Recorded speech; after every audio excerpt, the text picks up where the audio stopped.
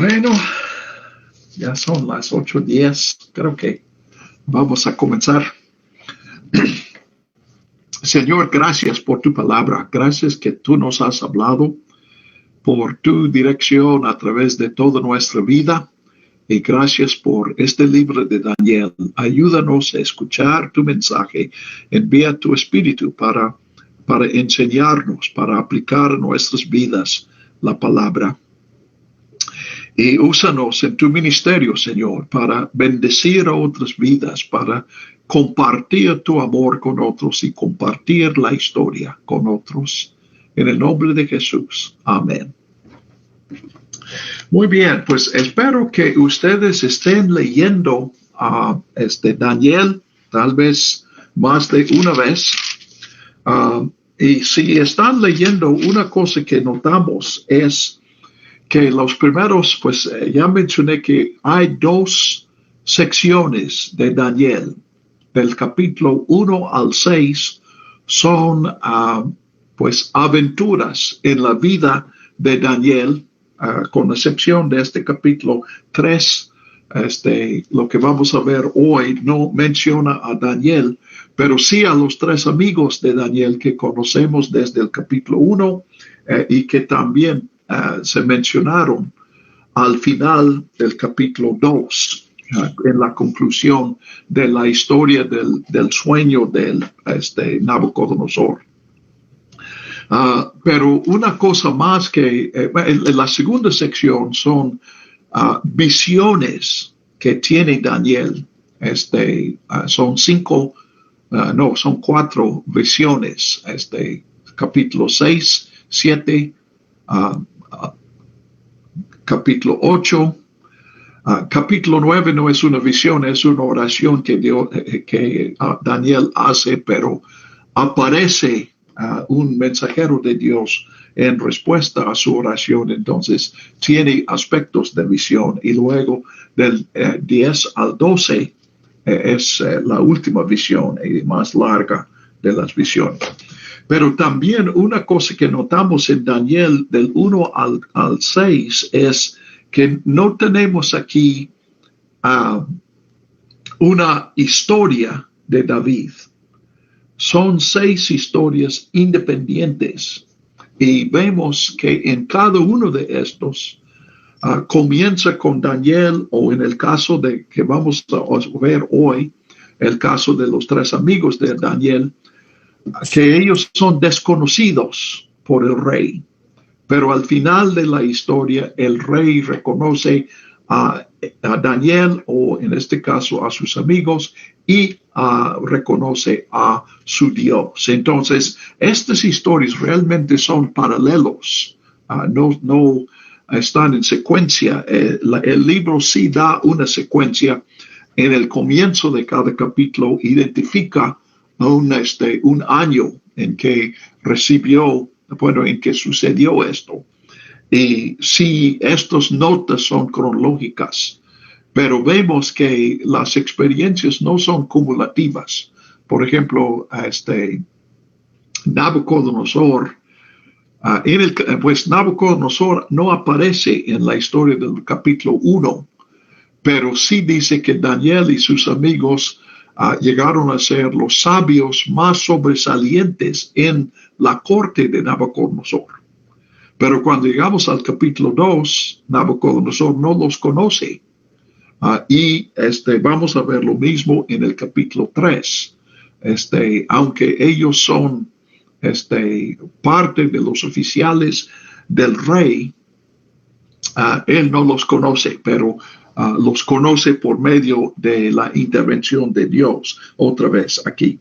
Entonces, pues, comienza con el rey Nabucodonosor y una estatua que él hace, dice de 27 metros de altura.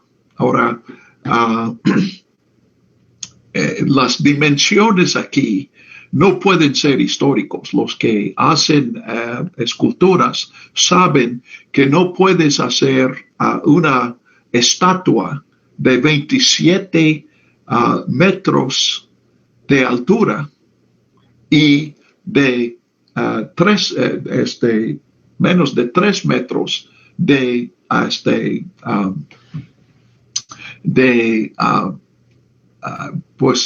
de base en la otra dimensión. Por ejemplo, si tú miras a las estatuas de caballos, puede ser que el caballo está sobre sus cuatro patas, pero si a veces tenemos una estatua donde el caballo está levantado y está sobre sus dos caballos, sus dos patas traseras. Pero notarás, si examinas esta estatua, que siempre hay como un tronco. Normalmente es un tronco que usan allí en la escultura, y en realidad este es como un soporte para el caballo, porque simplemente no puedes construir un caballo así simplemente en el aire. Pues de hecho sabemos que el caballo mismo no puede mantenerse sobre dos patas. Entonces, pues cuando examinamos esta estatua aquí, no puede ser una estatua de una figura humana. No nos dice qué es, da la impresión de que es, bueno, es una estatua para adoración. Entonces sugiere que la figura es Nabucodonosor mismo o es el Dios de Nabucodonosor. Entonces es posible que los 27 metros serían 25 o 24 metros de un pilar con la figura humana, porque los dioses también, si no es Nabucodonosor, los dioses se presentan en forma humana arriba de este pilar. O puede ser simplemente un obelisco, que toda la estatua no tiene la efigie de una persona, ni de hombre o Dios, simplemente es como un pilar. Pero los detalles de Daniel el libro no nos da ese tipo de detalles, muchas cosas que preguntamos y el libro no nos dice porque no son importantes. Porque aquí lo importante es que aquí estamos viendo otra vez la característica del rey, su absolutismo. Entonces el rey decreta que todos tienen que adorar a esta estatua. Probablemente, pues en la historia, esto suele ser una medida política. Los reyes requerían adoración a su Dios como una expresión de lealtad al rey. Roma requería eso. Uno tenía que hacer un sacrificio al emperador.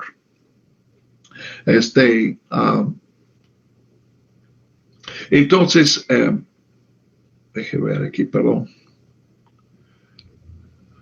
Me está interrumpiendo aquí, se me olvida poner el teléfono. Y aparte de eso, no sé cómo manipularlo.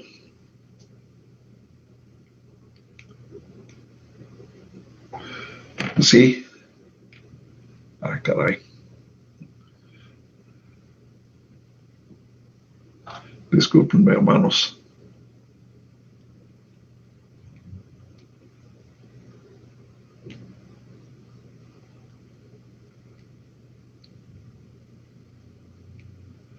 Muy bien, ahora sí.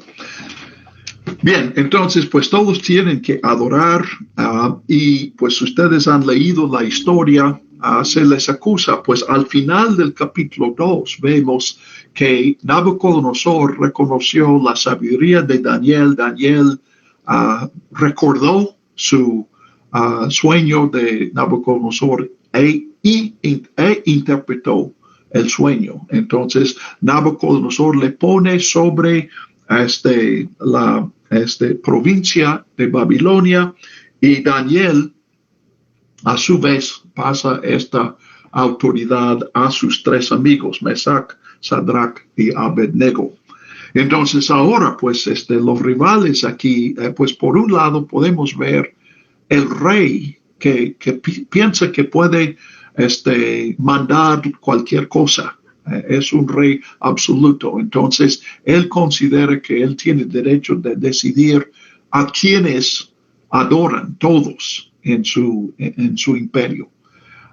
Y pues también vemos aquí la rivalidad entre los siervos del rey y el hecho de que estos tres hebreos no adoran a la estatua que Nabucodonosor había erigido. Aprovechen eso para acusarles y podemos ver las envidias allí.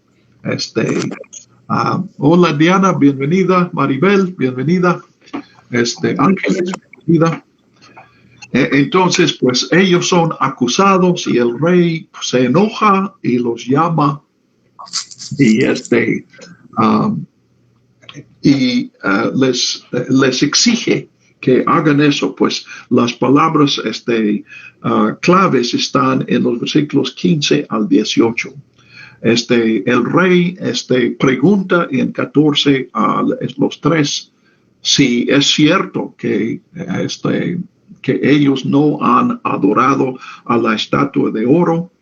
Y él dice en 15 que están listos, les pregunta, ¿están listos para que al oír el sonido de la corneta, la flauta, la cítara, la lira, arpa, zampoña? Voy a mencionar estas listas que tenemos en este capítulo un poco más adelante. Y de todo instrumento de música se postren y rindan homenaje a la estatua que he hecho, porque si no le rinden homenaje, en la misma hora serán echados en medio de un horno de fuego ardiendo. Y noten la pregunta al final: ¿y qué Dios será el que los libre de mis manos? Entienden ahora, examinen estas palabras y ustedes pueden ver, porque son muy picudos, pueden ver que el rey piensa que sabe la respuesta a esta pregunta.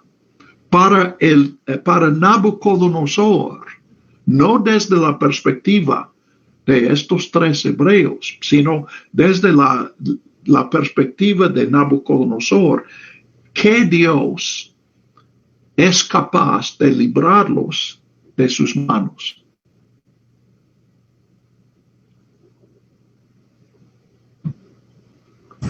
Solo él. Ok, bueno, ese es de las manos de Nabucodonosor. ¿Quién?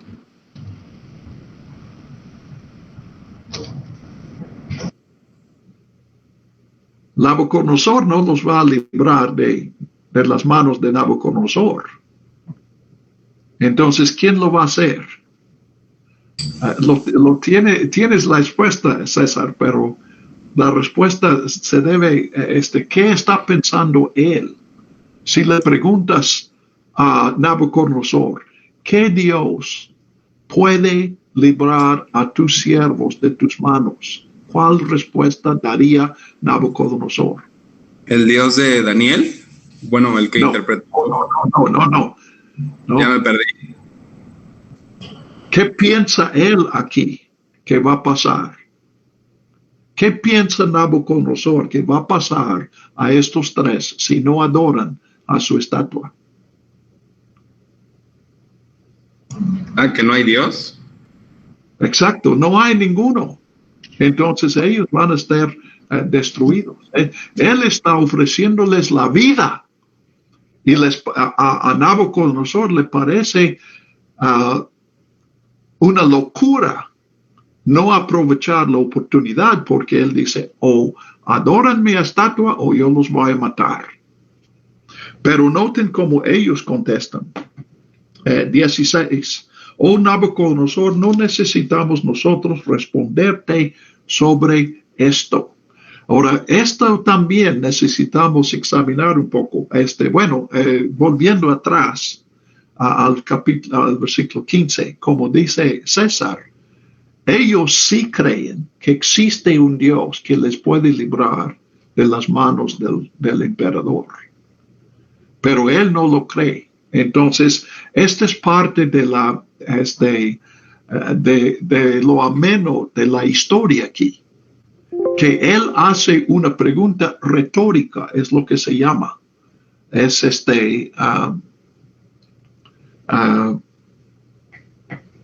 una pregunta retórica, es una pregunta que está afirmando algo, no está preguntando por información. Entonces es una manera de decir, no hay ningún Dios que les pueda librar de mis manos.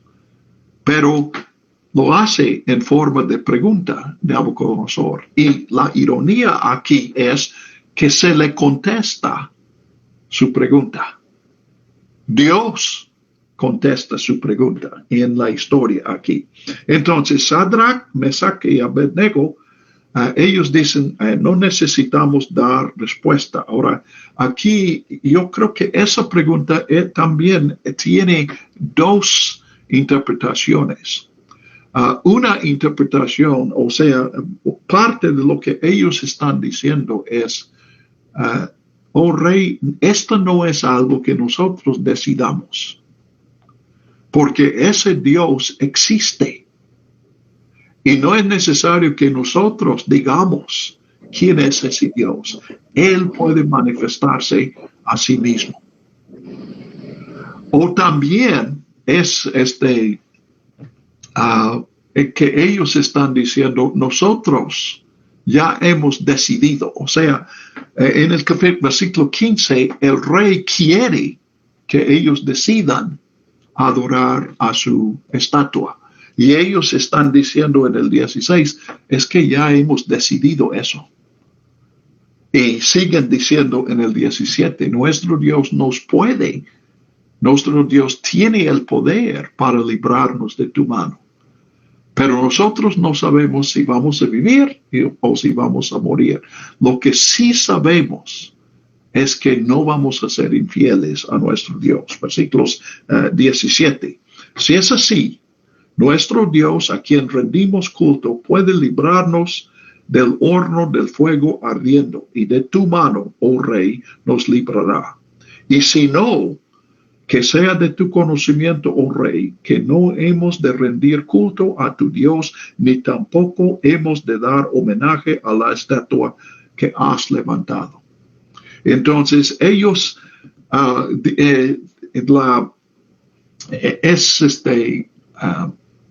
es un poco ambiguo lo que se dice, porque en el 17 dice, nos librará nuestro Dios. Pero en el 18 nos damos cuenta que él en realidad no sabe si los va a rescatar o no los van a rescatarlo, no los va a rescatar su Dios. Pero lo que sí saben es que ellos sí van a ser fieles a su Dios. ¿Ok? Entonces, pues el rey se enoja mucho más. Entonces hace, pues aquí yo veo algo de hipérbole, porque piensan en un horno que tiene el propósito de matar a los que condenados por el rey. Entonces, obviamente, está muy caliente.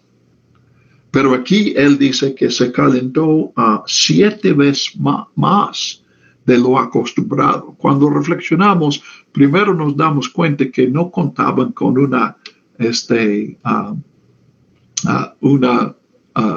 un termómetro para medir. No está diciendo eso, simplemente está diciendo, pues el rey en su enojo, y aquí vemos que loco es el rey, porque aumenta tanto este calor que aún los que se encargan de meter a estos 3 hebreos, ellos pierden la vida por el calor. Entonces ni siquiera pueden acercarse al horno sin morir por ser tan fuerte este calor. Pero los 3 hebreos caen en el horno. Probablemente la idea que tenemos aquí es como un horno que se abre arriba para arrojar a las personas, pero también hay una apertura más abajo por la cual el rey ve que estos 3 están caminando y que hay otra figura con ellos caminando. Entonces, pues ya está comenzando a contestar la pregunta de Nabucodonosor, la pregunta del versículo 15. Aquí está el Dios que puede librar a estos 3 del horno. Él está presente con ellos en el horno y están allí, pues ellos están atados y metidos. Parece que el fuego sí quema las sogas con las cuales habían atado a estos 3, pero ni siquiera su ropa está quemada. Es que ellos están totalmente, pues están paseando, versículo 25, se pasean en medio del fuego y no sufren ningún daño. Noten que dice aquí, se pasean, o sea, ellos no están huyendo del fuego, para ellos es un paseo, simplemente están disfrutando. Entonces Nabucodonosor los saca, versículo 27, salgan y vengan, y ellos salieron en medio del fuego. 27, se reunieron las sátrapas, intendentes, gobernantes, los altos oficiales del rey para mirar a estos hombres. Y el fuego no se había enseñoreado de sus cuerpos, ni había quemado a su cabello, ni a sus mantos. Entonces, Nabucodonosor exclamó y dijo, versículo 28, bendito sea el Dios de Sadrach, de Mesach y de Abednego, que envió a su ángel y libró a sus siervos que confiaron en él y desobedecieron el mandato del rey, pues prefirieron entregar sus cuerpos antes que rendir culto y dar homenaje a cualquier dios aparte de su Dios. Luego de mi parte es dada la orden de que en todo pueblo, nación y lengua, el que hable mal contra el Dios de Sadrach, de Mesach y Abednego sea descuartizado y su casa sea convertida en ruinas, porque no hay otro Dios que pueda librar así como él. Entonces termina, el rey hizo prosperar a Sadrach, Mesach y Abednego en la provincia de Babilonia. Parece que este versículo 30 tiene referencia a su cargo, porque ellos son los que tienen el gobierno sobre la provincia de Babilonia. Entonces el rey les ha restaurado y ellos prosperaron, hicieron bien su trabajo, sirvieron fielmente al rey, pero reivindicados por Dios. ¿Okay? Entonces, esta es la historia aquí. Bienvenida, Tere, Elizabeth, Maribel, no me acuerdo si te había saludado, Diana, bienvenida. Ahora, notemos algunas cosas acerca de esto. Una cosa que notamos, y ustedes notaron en lo que leí, son las repeticiones que tenemos aquí. En este capítulo se resalta en el versículo 2, por ejemplo, el rey mandó a sus sátrapas, intendentes y gobernadores, consejeros, tesoreros, jueces, oficiales y todos los gobernantes de las provincias. Entonces tenemos una lista allí. Y luego en el versículo 3 tenemos la misma lista otra vez. Y en el capítulo 5 tenemos una lista de instrumentos musicales. Y esa es una característica, pues podemos ver lo mismo en el versículo 10, se repiten los instrumentos. En el versículo 15, otra vez los instrumentos.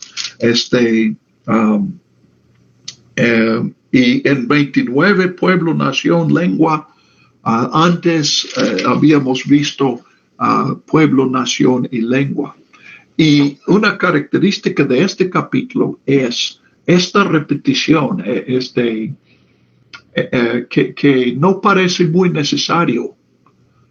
O sea, si dijera en la primera que leí en el versículo 2, si simplemente dijo, Nabucodonosor dijo a todos sus siervos o a todos los gobernantes.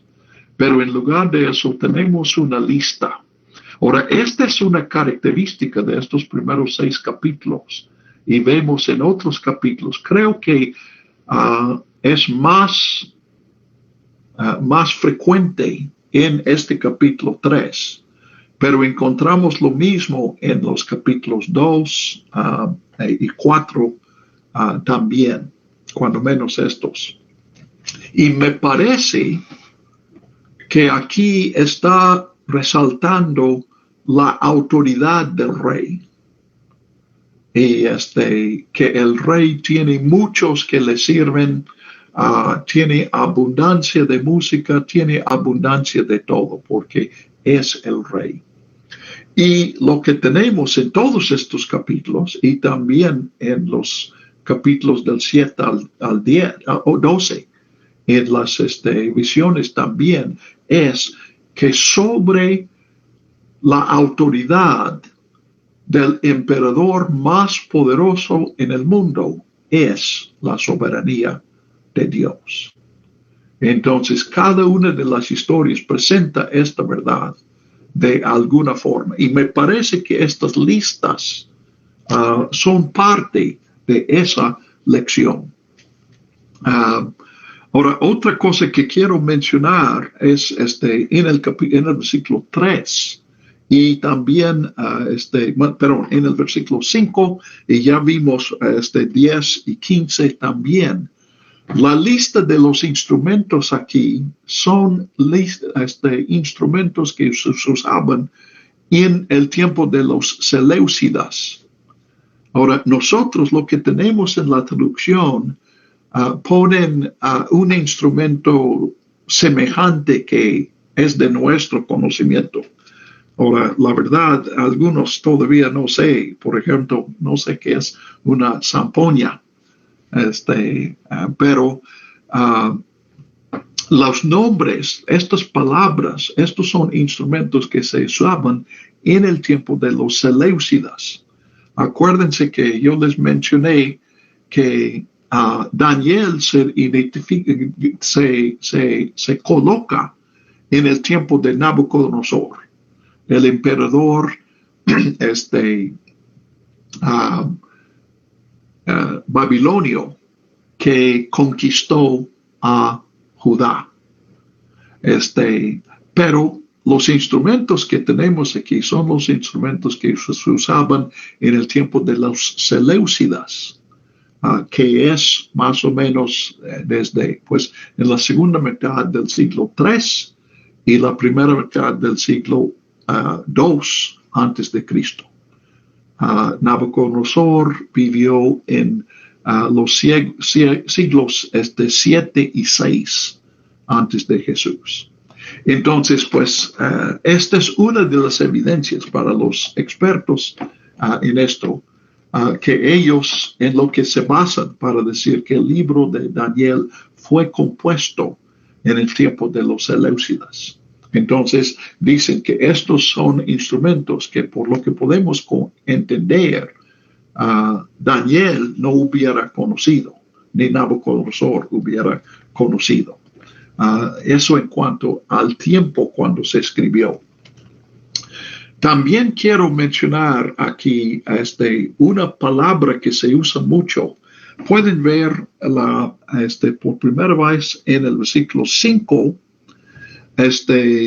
cuando oyen la música, que se postren y rindan homenaje a la estatua. Este segundo verbo, rendir homenaje, encontramos en los versículos 5, 6 y 7. Ahora, en estos versículos viene junto con postrarse y rendir culto. Estoy hablando del segundo verbo. Luego en 10, 11, 12, 13 se encuentra este versículo, y en el versículo 15 dos veces, y de nuevo en el versículo 18. Ahora, este es el mismo verbo que en el capítulo 2, versículo 46, leemos: entonces el rey Nabucodonosor, después de que Daniel interpretó su sueño, se postró sobre su rostro y rindió homenaje a Daniel. Entonces aparece una vez más este verbo. El verbo es sagad. Y aparece solamente en el capítulo 3 de Daniel y en 2:46. Fuera del libro de Daniel aparece solamente en un lugar en el resto de la Biblia, en el resto del Antiguo Testamento, en Isaías capítulos 44 y 46. Entonces, pues algunos especulan que el autor, cuando compone este capítulo 3, el autor puede ser, como mencioné, es bien posible y casi probable que algunas de las historias que leemos en estos capítulos del 1 al 6 fueron compuestos antes del siglo II antes de Cristo. Aquí porque la memoria de Daniel se quedaba, y cuando el autor escribe el libro de Daniel, pues habla de Daniel precisamente porque Daniel es un héroe popular en Judá. Muy bien. Apaguen sus micrófonos, por favor. Entonces vamos a ver estos dos pasajes en Isaías 44, versículos 15 al 19. Dice, pues voy a resumir, ustedes pueden leer los versículos, pero habla de, pues está haciendo burlas de la idolatría. Isaías, hay varios pasajes que hacen eso, y habla de un hombre que tala a un árbol, y con una parte del árbol hace un instrumento o hace una casa para sí mismo, con otra parte hace fuego y prepara la comida, y a otra parte del mismo árbol da homenaje le hace un ídolo. Y noten en Isaías 44:15. Micrófonos, por favor. 44:15, Isaías 44:15. Luego se sirve de ellos para hacer fuego. Tomo una parte del árbol, y con él se caliente, prende fuego y cuece pan. Hace además un dios y lo adore. Hace un ídolo y se postra ante él. Se postra es este verbo sagad que tenemos aquí, y creo que en el versículo 16. Me he de postrar ante un tronco de árbol, al final del versículo 19. Postrar aquí. Y luego en 46 es aún más interesante. 46 del 1 al 7. Comienza Isaías 46 así: Vel se ha postrado, Nebo se ha doblegado. Y Bel y Nebo son dioses de los babilonios. Entonces, y se ha postrado, es este mismo verbo,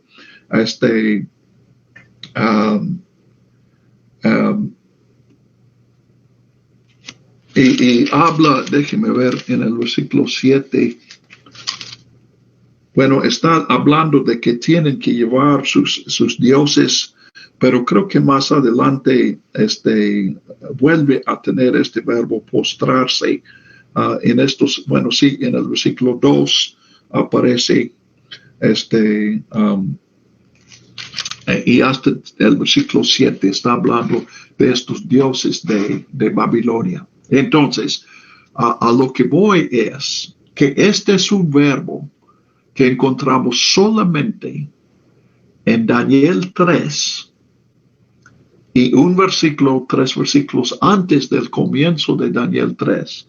Y luego en estos dos pasajes sobre la idolatría en Isaías 44, 15 a 19 y 46 del 1 al 7.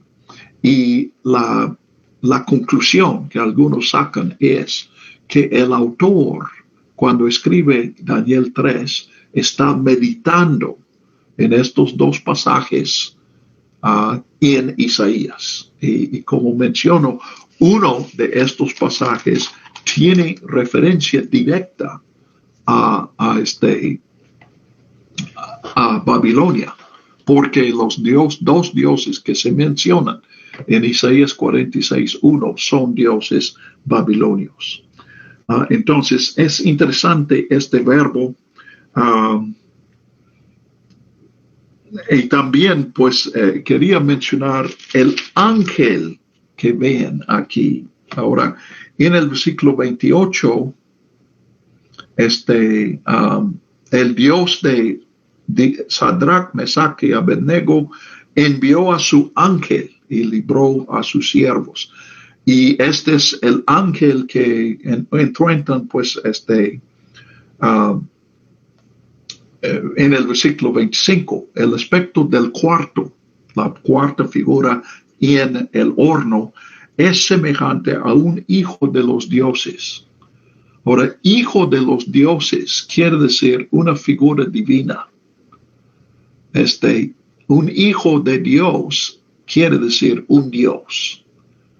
En el hebreo, hijo de se usaba para la característica de uno. Entonces, un hijo del hombre no es, bueno, lógicamente es uno que nace del hombre, pero la expresión quiere decir, es simplemente otra manera de decir un hombre.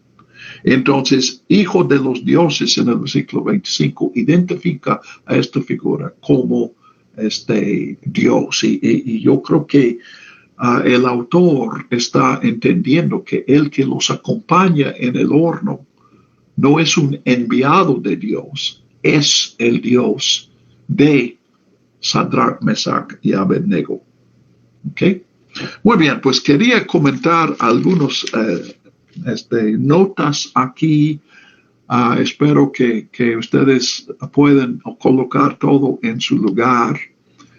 Ahora reflejemos en el mensaje de y piensen ustedes, pues, algo que vemos en este capítulo y luego en el capítulo 6. Tenemos a los amigos aquí en peligro.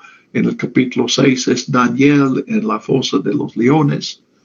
Y en ambos casos Dios rescata a las personas. Pero ya vimos en 3:16 al 18 que la fe de estos tres amigos de Daniel no es que Dios los vaya a rescatar. Ellos no saben si van a ser quemados o no van a ser quemados. Lo que saben es que Dios sí tiene el poder para rescatarnos. Y Y si el autor está pensando en esos dos pasajes en Isaías 44 y 46, es un contraste. El Dios de Nabucodonosor es una estatua que Nabucodonosor erigió. Y esta estatua no puede salvar a nadie, porque no puede siquiera moverse. Entonces, el único Dios que puede rescatar a sus seguidores, a los que le adoran, es el Dios de Daniel y de sus tres amigos, de Israel y nuestro Dios. Pero reflexionemos un momento en el hecho de que este libro fue compuesto precisamente en la crisis de los años 175 hasta 170 antes de Jesús, lo que nosotros conocemos como el tiempo de los Macabeos.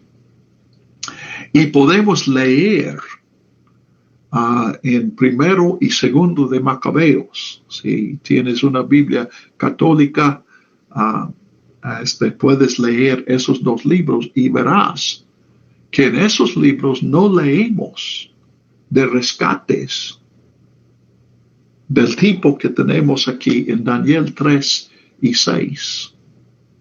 Entonces, aquí en 3, esta historia de Sadrach y Mesach y Abednego es la historia del rescate de Dios rescatando a personas que fueron condenados a la muerte por su lealtad a Dios. Pero esta historia fue escrito para personas que no fueron rescatados. Cuando leemos los libros de los Macabeos, son historias de mártires, de personas que aceptaron la muerte por ser fiel al Dios de Israel. Entonces, cuando uno piensa en esta historia y dice, yo sé que Dios me va a rescatar porque yo soy fiel y Dios es poderoso, esta es una aplicación incorrecta de este capítulo.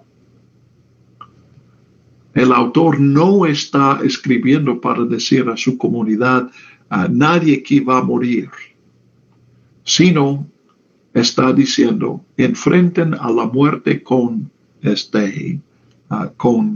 valor, porque nuestro Dios es capaz de rescatarnos. Entonces, este contexto, pues, da una matiz aquí. Yo,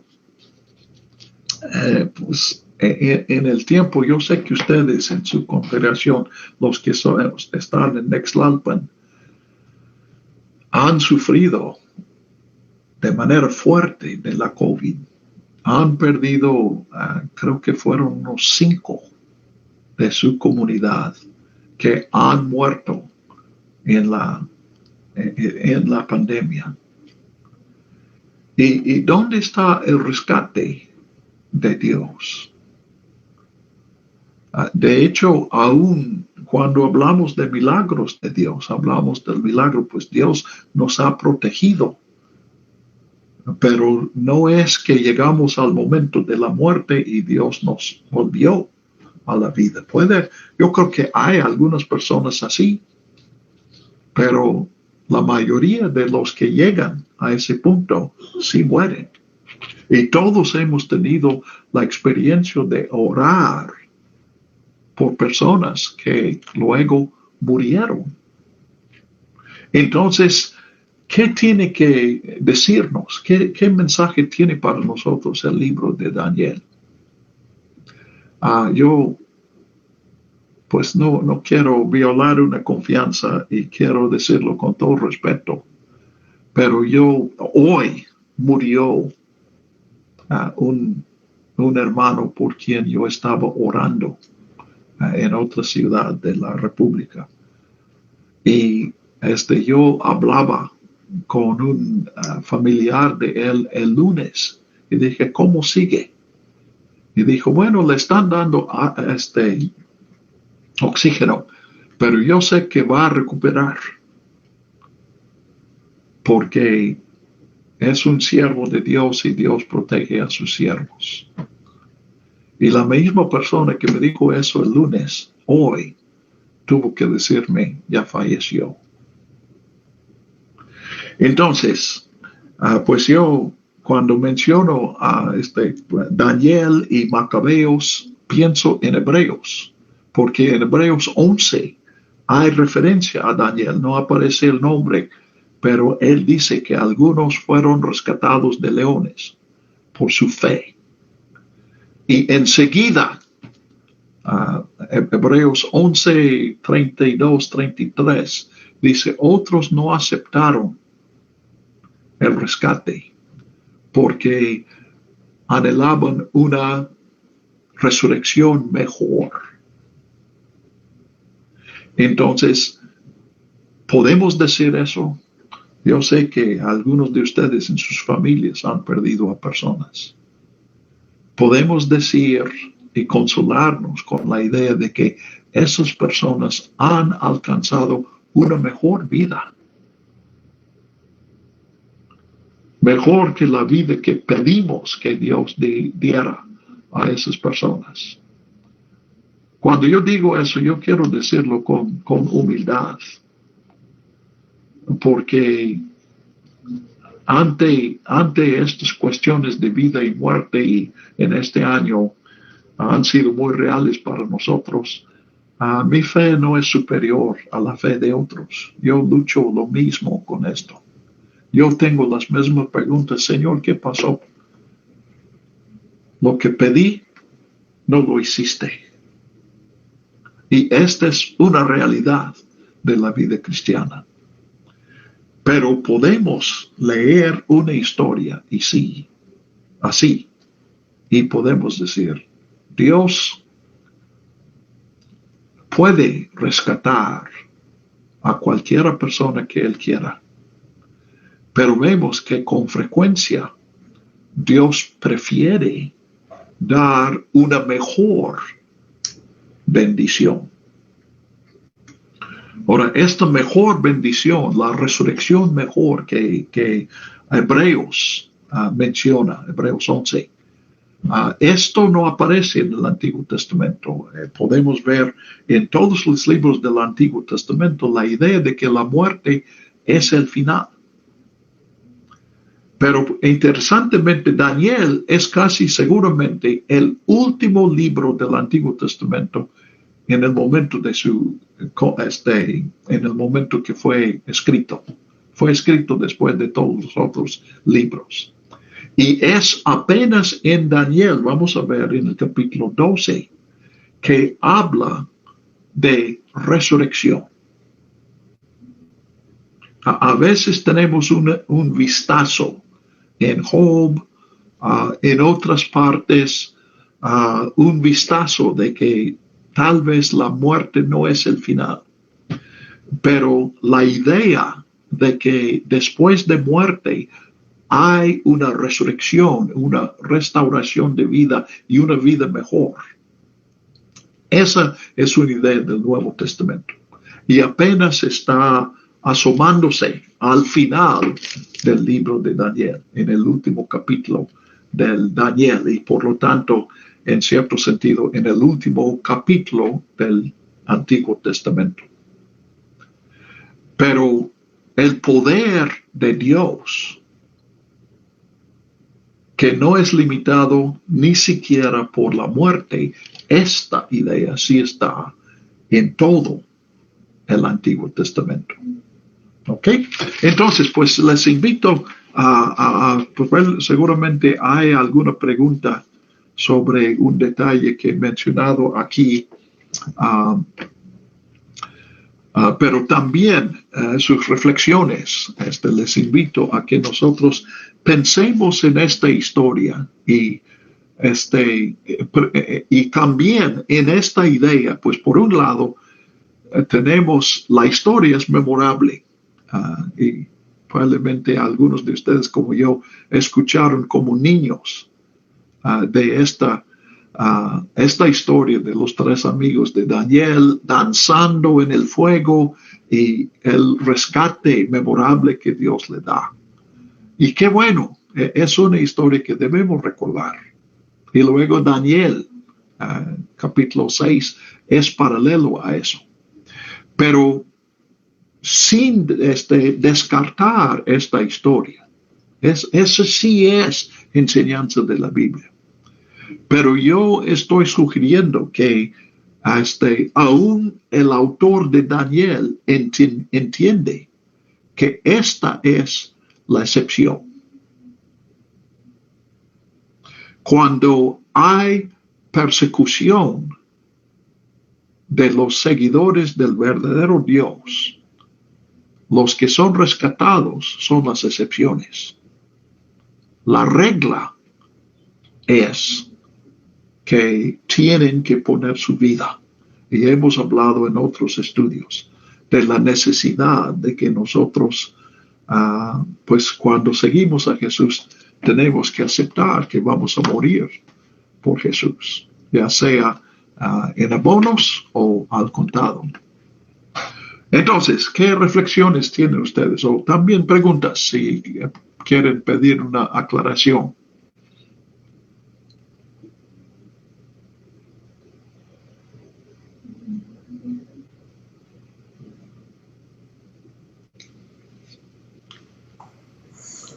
Ok, hermano Garrett, hablo del celular de mi esposa porque me di cuenta que en la transmisión no sale mi voz en la laptop, quién sabe por qué. Pero ahorita que usted estaba hablando, justamente en la mañana en la oración mencionábamos algo. Y me gusta la parte donde usted menciona que los amigos de Daniel dijeron, ¿verdad? Dios puede salvarnos, pero me impacta la segunda parte que dice, pero aunque no lo haga, sépase, oh rey, que no nos inclinaremos ante usted, ¿no? Entonces, como usted dice, acá en Ixtlalpan hemos tenido muchas batallas, ¿verdad? Ahora con lo del COVID, y recordábamos algo que pasó. La hermana de un hermano llamado Ulises se puso muy mal, muy grave. Creo que fue de las primeras personas por las que empezamos a orar por el COVID. Tenía 400 de glucosa, no se la podían estabilizar, estaba muy grave. Y la iglesia oró por esta chica que no es de nuestra iglesia y creo que no es creyente tampoco. Pero nuestro hermano Ulises sí lo es y él pidió oración por ella y como iglesia nos unimos a orar por ella. Y de verdad fue un milagro que Dios hizo, Dios la levantó, hoy está viva, sobrevivió al COVID a pesar de todo el pronóstico malo. Y después nos llegó a nuestro hermano Isra, prácticamente el copastor de la iglesia, sano, no tenía absolutamente ninguna enfermedad. Todos creíamos lo que usted dijo, el Señor lo va a tener bien, no le va a pasar nada, y falleció en 15 días. Entonces, en la mañana orábamos por esto y le pedíamos al Señor precisamente esto, ¿no? Que pudiéramos confiar en Él, independientemente si responde a nuestras oraciones de manera favorable o si dice no, si dice te sano o si dice pues te vienes conmigo. Si el Señor dice te ayudo con tu problema económico o sabes qué, te vas a la quiebra, pensando en lo que decía Job, ¿no? El Señor da, el Señor quita, sea el nombre del Señor bendito, ¿no? Entonces orábamos acerca de eso, de recibir también los nos de Dios. Los nos de Dios. Hay excepciones donde el Señor dice sí y hace milagros y vemos cosas extraordinarias, pero hay excepciones en las de donde dice no. Y en este caso, pues, esta persona, la hermana de Ulises, pues no venía a la iglesia, y creíamos, ¿no? Que a lo mejor iba a partir a la presencia del Señor. Y quien pensábamos que probablemente iba a sobrevivir y que Dios iba a hacer un milagro, resulta que, pues, el Señor se lo lleva, ¿no? Y fue así como un impacto tremendo. Sí. Y como usted dice, tenemos varias personas dentro de nuestra congregación que están batallando con esto, ¿no? Tenemos como unas tres personas que son viudos, y es duro, ha sido difícil, ¿no?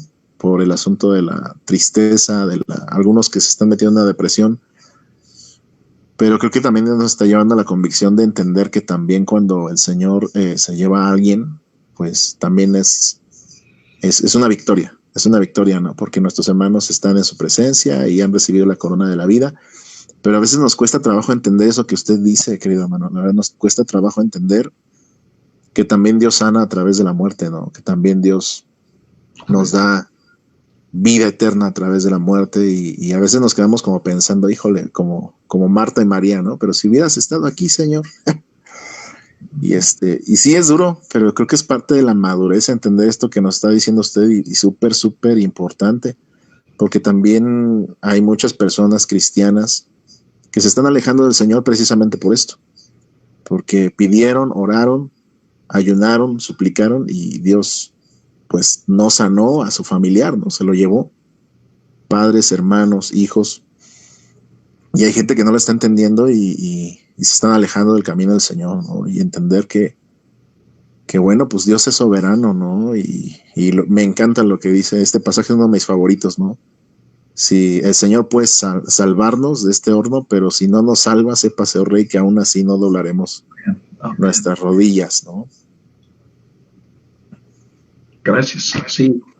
Gracias, sí. Yo creo que es un favorito mío también, 3:17 y 18. Y pienso ¿se acuerdan de la palabra Hinam que vimos en Job? Si Job está sirviendo a Dios Hinam, sin motivo, y luego Dios habla de que en 2:3 que Dios también actúa Hinam, sin motivo. Y este es el privilegio que tenemos. Muchos cristianos piensan que es como un contrato. Yo te voy a ser fiel, Señor, y tú me vas a rescatar en el momento que necesite rescate. Y un ejemplo, como ustedes han tenido varios ejemplos aquí, que nos acuerda, aquí es una persona que ha servido a Dios, ha confiado en Dios, ha dedicado su vida a Dios, pero no tiene ninguna garantía, igual que estos tres amigos, no tenían una garantía. Pero ellos tuvieron el gran privilegio de decir, no sabemos qué va a pasar en el horno, pero sí sabemos a quién vamos a adorar. Y pase lo que pase, vamos a ser fiel a nuestro Dios, fieles. Y nosotros podemos entrar en eso. Y enfatizo, cuando descubrimos, y vamos a ver la evidencia en capítulos más adelante, la evidencia muy concreta de que este libro fue compuesto en la crisis de la cual leemos en los libros de Macabeos.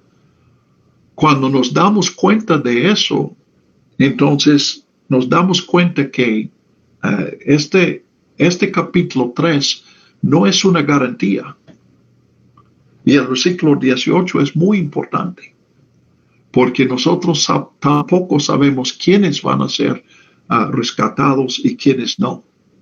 Ahora, Jerry también mencionó, hay una diferencia. Cuando se escribió Daniel, apenas Daniel al final, el autor de Daniel en el capítulo 2, habla de la resurrección de algunos. Entonces, los santos del Antiguo Testamento no tenían ninguna esperanza de una vida futura. Y nosotros sí tenemos esta esperanza. Y los muchos que yo he perdido en la COVID, tengo la consolación que es una separación solamente temporal, que todavía se van a restaurar estas relaciones. Entonces, pues a nosotros no nos está pidiendo tanto como pidió de estos tres amigos. Yo creo que para mí debe ser más fácil que yo sea fiel, porque entiendo que aún la muerte no es el final. Pero ellos me dan el ejemplo, aunque no tuviera ninguna esperanza después de la muerte. Quiero ser fiel a Dios.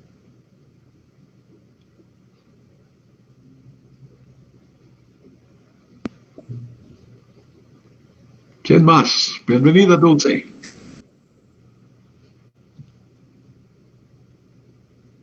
Buenas noches. ¿Quién más tiene un comentario? Tal vez una pregunta.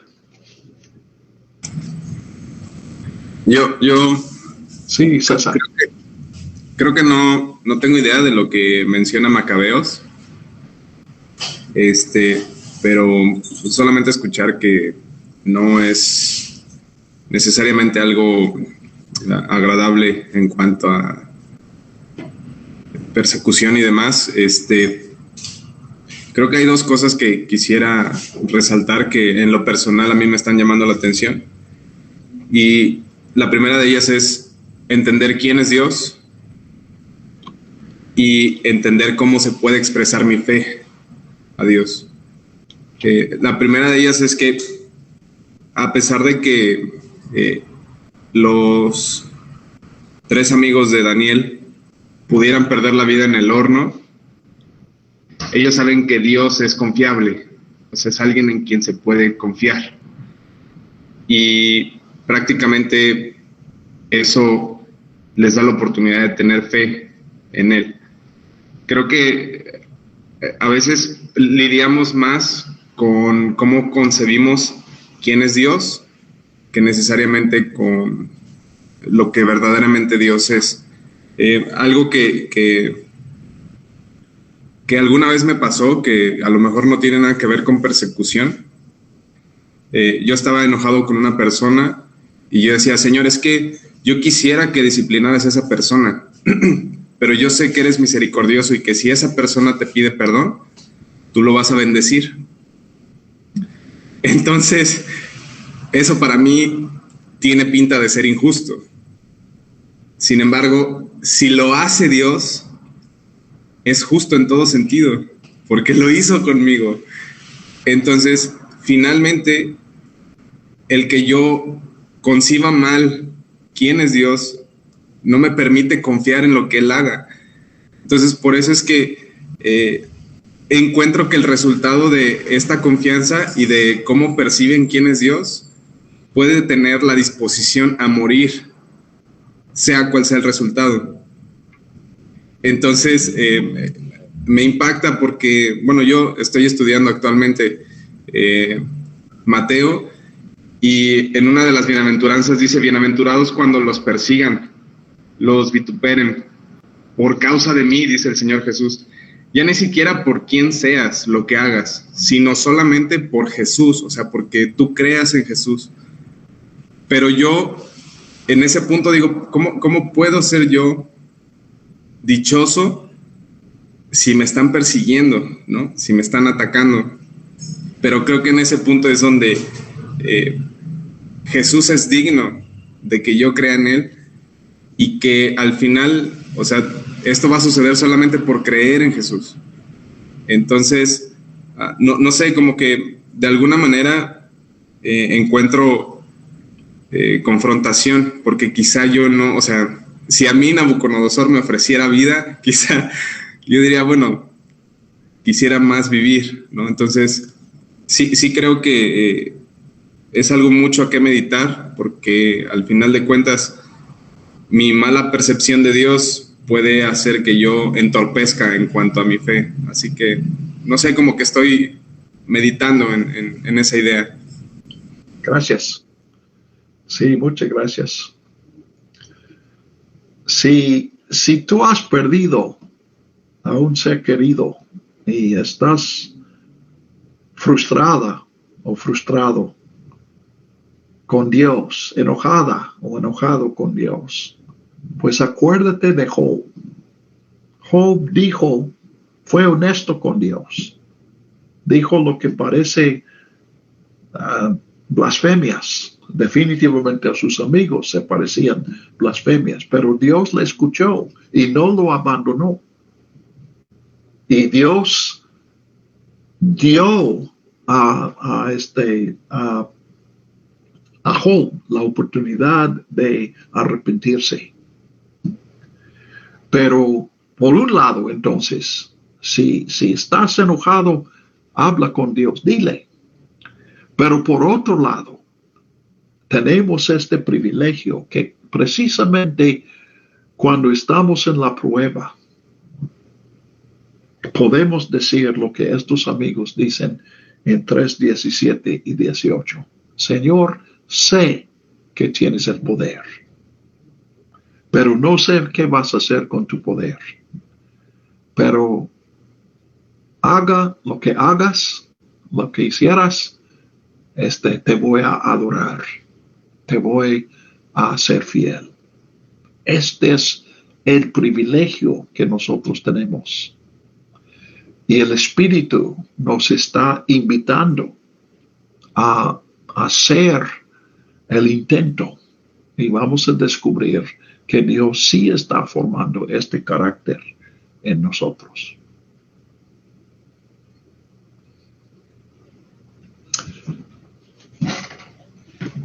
Ahora, noten aquí en cada capítulo, pues en el primer capítulo está implícito cuando Daniel pide al encargado de estos jóvenes que se están entrenando, cuando le pide Daniel que le dé otro comida, él dice, pues no puedo hacerlo porque me costaría la vida.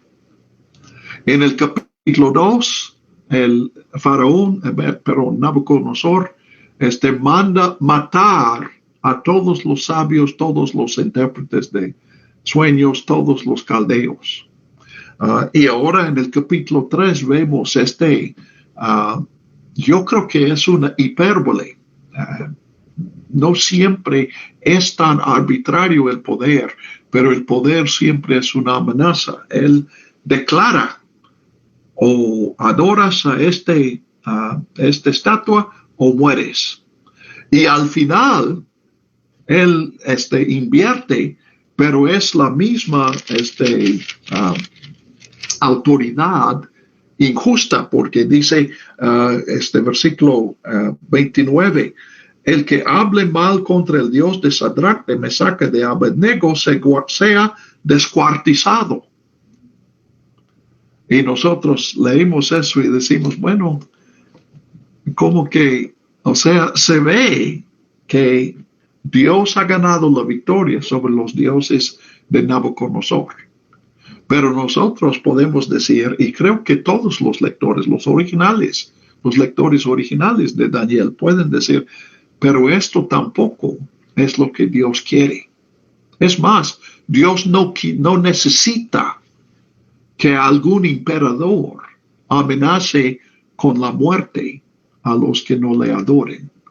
Dios quiere que lo adoremos porque queramos, no porque seamos obligados por un poder. Entonces, pues ya estamos viendo este reino en las visiones. Vemos los reinos de este mundo, pero luego viene el reino de Dios. Y el reino de Dios no es simplemente otro tirano. Es un tipo totalmente distinto de autoridad. Dios nos da la oportunidad, Dios nos da la dignidad de decidir si vamos a tener una relación con Él o no. No nos impone una relación. Entonces, el emperador aquí, en este capítulo, como también en el capítulo 2, aparentemente se convierte. Porque sí reconoce el Dios verdadero. pero vemos que su vida no ha cambiado. Sigue siendo el mismo tirano, el mismo cruel que había sido antes. Entonces, lo que Daniel está presentando aquí no es la conversión de los reyes paganos. Lo que está presentando es más como una enseñanza espiritual, como una parábola en cierto sentido, de que sin querer el poder de este mundo reconoce el poder que está encima de todo poder mundanal. ¿Ok? Bueno, estamos un poco tarde aquí, más bien temprano, pero otra vez no veo la manera de entrar en el capítulo 4 si no vamos a ver hasta el final del capítulo. Entonces yo creo que aunque es muy corto el tiempo que hemos pasado aquí, vamos a dejar el capítulo 4 para la próxima sesión y pueden ver, pues otra vez es Nabucodonosor. En todos los 6 capítulos hay un rey que es amenaza para los que conocen el verdadero Dios. En 4 de los capítulos es Nabucodonosor. Y en el capítulo 5 es Beltesazar, Belsasar, mejor dicho. Beltesazar es el nombre de Daniel, pero Belsasar. Y en el capítulo 6 es Darío. Pero vemos que todos tienen las mismas características. Están la soberbia que tienen en cada capítulo, pero Dios revela que su poder es superior al poder soberbio, el poder humano soberbio. Entonces, en el capítulo 4, pues se presenta, la forma va a ser un poco distinto. Comienza con una carta que supuestamente ha escrito Nabucodonosor. Y él describe en su carta otro sueño que él tuvo, la interpretación que Daniel le dio a este sueño y luego el cumplimiento del sueño. Y termina, como vemos en el capítulo 2, en el capítulo 3, vamos a ver otra vez en el capítulo 4, que el poder del mundo reconoce el poder supramundanal, el poder de Dios. ¿Ok? Y sí, pues probablemente voy a tomar estos minutos que les doy, les voy a cobrar dentro de 8 días porque el capítulo es mucho más largo y hay muchos detalles que tenemos que ver ahí. Pero Dios los bendiga y sigan meditando, Dios los cuide. Vacúnate en la primera oportunidad que tengas. No es solamente para tu protección, es una obra cristiana por el bien de tu vecino, el bien de tu abuela o abuelo especialmente. Vacúnate en cuanto puedes. Yo entiendo que apenas esta semana se abre la posibilidad hasta la edad de 30 años para arriba. Entonces, si tienes más de 30 años, pues tú estás en la lista ya. Cuando haya oportunidad, tú estás entre los que pueden vacunarse. Y Dios los bendiga en sus vidas, Dios aplique esta lección y las lecciones de Daniel a tu vida y que tú experimentes esta nueva vida que Cristo nos da hoy. Jerry. Muchas gracias, querido hermano. Vamos a pedirle a nuestra hermana Eli que nos guíe en una oración para despedirnos.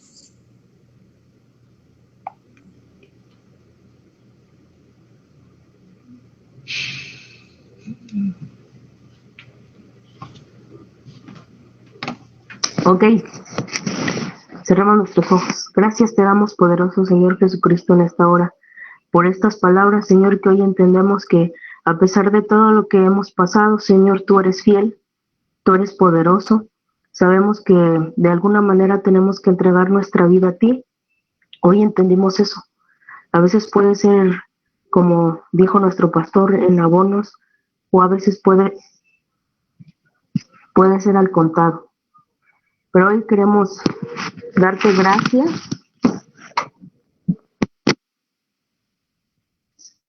por todo lo que me has enseñado personalmente a mí con la muerte de mis padres en esta pandemia, pero estoy agradecida por tu misericordia para mí, porque lejos de alejarme, de irme, estoy más cimentada en la fe. Sé que tú eres poderoso y sé que algún día yo también estaré en tu presencia y sé que veré a mis padres, aunque no con ese mismo sentido de que los voy a lo mejor ya no van a ser mis padres, pero sé que los voy a ver. Gracias por esta palabra. A mí me ha tocado perder a 3 personas en un mes y sé que es difícil, pero también sé que tú me has enseñado a salir adelante, me has fortalecido y estoy aquí y sigo aquí y seguiré aquí hasta que cierres mis ojos, hasta que me llames a tu presencia y te serviré. Mi casa y yo serviremos a Jehová. Gracias por esta palabra, Señor. Bendice a nuestro pastor Garrett, Señor, dale sabiduría, dale vida, más vida para que sigamos aprendiendo, Señor, de tu palabra. Gracias te damos por todos los que hoy estamos reunidos. Gracias porque podemos escuchar, porque podemos reunirnos a pesar de la distancia y porque podemos entender que tú eres soberano, Señor, para siempre. Gracias te damos en el nombre de Cristo Jesús. Amén. Gracias a ustedes. Quería mostrarles lo que me regalaron mis nietos.